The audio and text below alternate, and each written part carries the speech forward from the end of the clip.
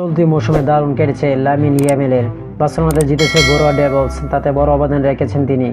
এবার তার প্রতিদান পেলেন ইয়ামাল। তাকে 6 বছরের চুক্তি দিয়ে ক্লাবে রেখে দিয়েছে তার ক্লাব। 2031 সাল পর্যন্ত বার্সেলোনাতে থাকছেন স্পেনের সেই তরুণ তুর্কি। গত মঙ্গলবার ক্লাবটি এ ঘোষণা দেয়।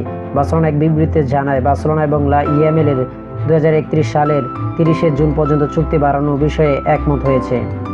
বিবৃতিতে আরও বলা হয়, বার্সেলোনা প্রকল্পের দেরতার পরিণত এই চুক্তি বিশ্বের ফুটবল মঞ্চে ইয়ামালের আবির্ভাব অনেকটাই ব্যতিক্রমী।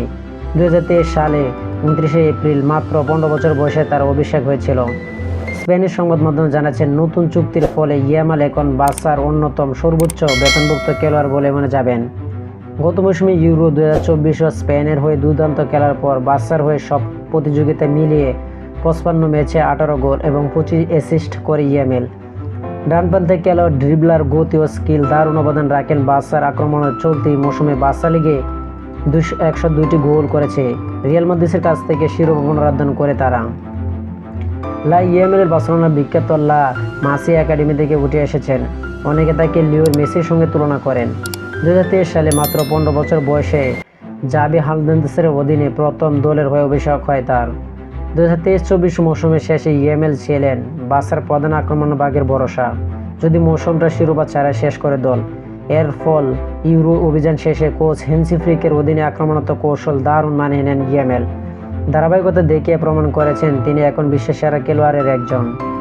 চ্যাম্পিয়ন লিগের সেমিফাইনালে ইন্টার মিলানের বিপক্ষে 2টি দারুণ ম্যাচ খেলেছেন ইয়ামাল, কিন্তু শেষ পর্যন্ত বার্সা 7 ব্যবধান ও 6 ব্যবধানে হেরে যায়। ইউরোপিয়ান শিরোপার অপেক্ষা আরও বাড়ে। বয়সে তরুণ হলে ইতিমধ্যে বার্সেলোনার হয়ে 100টির বেশি ম্যাচ খেলেছেন ইয়ামাল। জুলাইয়ে তিনি 18 বছর পূর্ণ করবেন। গত বছরের দিনের মধ্যে কোচ ফ্লিক ও সতীর্থ রাফিনার মতো ইয়ামাল নতুন চুক্তি স্বাক্ষর করেছেন। স্পেনিশ সংবাদ জানায়, এই চুক্তিতে অনেক বোনাস রাখা হয়েছে। এর মধ্যে ব্যালন ডি'র জেতার মতো অর্জনের জন্য অতিরিক্ত পুরস্কার থাকবে। সঙ্গে বেতন বড় সড়ো বাড়তি সংযোগও হয়েছে। চলতি বছর বিশ্বের সেরা খেলোয়াড়ের পুরস্কারের জন্য ইয়ামাল অন্যতম দাবিদার।